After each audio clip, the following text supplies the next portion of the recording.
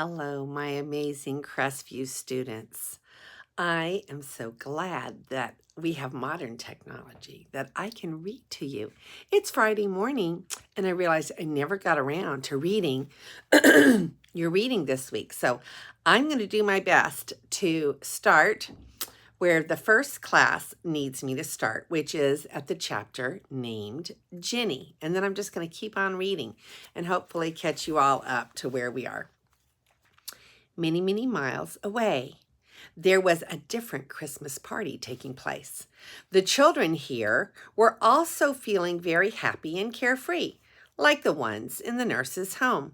But it was quite different kind of party. Instead of oranges and nuts and sweets, there were jellies and trifles and chocolate biscuits and a big Christmas cake. Instead of black, wet rags, there were brightly colored dresses and sweaters, and the girls had bright ribbons in their hair.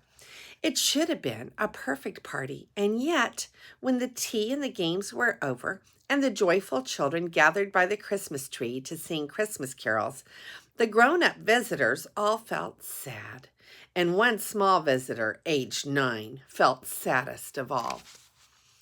For this was a blind school, and the little singers with their bright faces could not see the tree or the candles or the toys they had been given.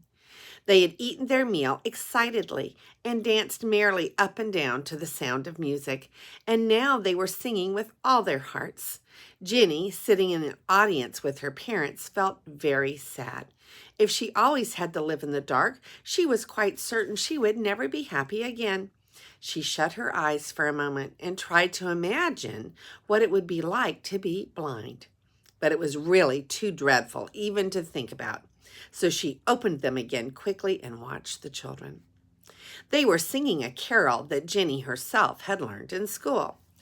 Star of wonder, star of light, star with royal beauty bright, westward leading, still proceeding, guide us to thy perfect light. Ginny wondered why they had been taught such words. What was the good of singing about perfect light when you were doomed to spend all their days in darkness? Yet, as she watched them, she had to admit to herself that not one little singer sounded or looked unhappy. Ginny knew the story of that carol, for they had made a beautiful wall picture of it to decorate the classroom for their Christmas party. Their teacher had stuck on the brightly colored figures 3 lurching camels, 3 wise men with long white beards, and their treasures of gold, frankincense, and myrrh. A shining star beaming down on a humble little house where a poor woman sat playing with her baby boy. Ginny's mother touched her, and she stopped dreaming and started clapping very loudly so that the blind children would hear how pleased she was. And then it was over, and the children crowded around to say goodbye, touching and feeling and chattering, and the smallest ones were carried away happy and sleepy to bed. But the bigger ones stayed around the doorway to wave and shout to the sound of cars driving by, and that was the last Ginny saw of them. She was very quiet on the way home, and her mother, thinking she was tired, hurried her up to her room, lit her gas fire, and hustled her into bed. Ginny had been ill, and this had been her first real outing out in 3 months. Her mother had wondered whether she ought to go, but Ginny had insisted, and as usual, had her way. Her father had recently joined the council of the blind school, and they had all been invited to the Christmas party.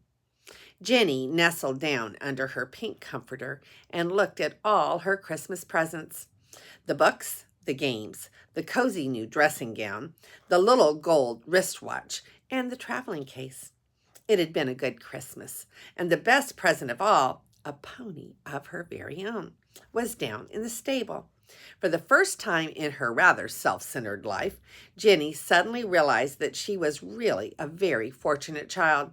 She thought of the blind children with the toys they could never see, and the children in Morocco who had no toys at all and often no food. Her Aunt Rosemary looked after some of them and had written her an early Christmas letter all about them, and Jenny had been thrilled. It had been like a new, exciting story, giving her a peep into a world she knew nothing about. A world where children like herself went about in rags and earned their own living and slept by themselves out of doors. A world where little babies got ill because they didn't have enough to eat. Jenny adored babies, but the only ones she had ever met had nannies who took care of them, and she had not been allowed to hold them in her arms as she had longed to do. These other babies were probably too poor to have nannies, and perhaps she would be allowed to pick them up. The wonderful thing was that in a very short time, Jenny would actually see the children that Aunt Rosemary had written about. Only 6 weeks after Christmas, she and her parents were going by car on a long journey to visit her and her beggar children in the mountains of North Africa. The doctors had said that Jenny needed sunshine. She had had plenty of medicines, creams, tonics, and drives out in the car, but she could not get warm sunshine in England in January. So they were going southward to a land of blue skies and yellow beaches and calm seas where she would grow strong and brown and healthy. She sleepily wondered how her father would know the way, and suppose they would just follow the sun, as the wise men had followed the star. When her mother returned with a drink and biscuits on a tray, she found that her little daughter was fast asleep. She stood looking down on the flushed face and tumbled hair for a moment, and then she put out the light, opened the big window, and slipped away, leaving Jenny to dream of stars and sunshine and Christmas trees. That is the end of chapter 12, and I will see you for chapter 13.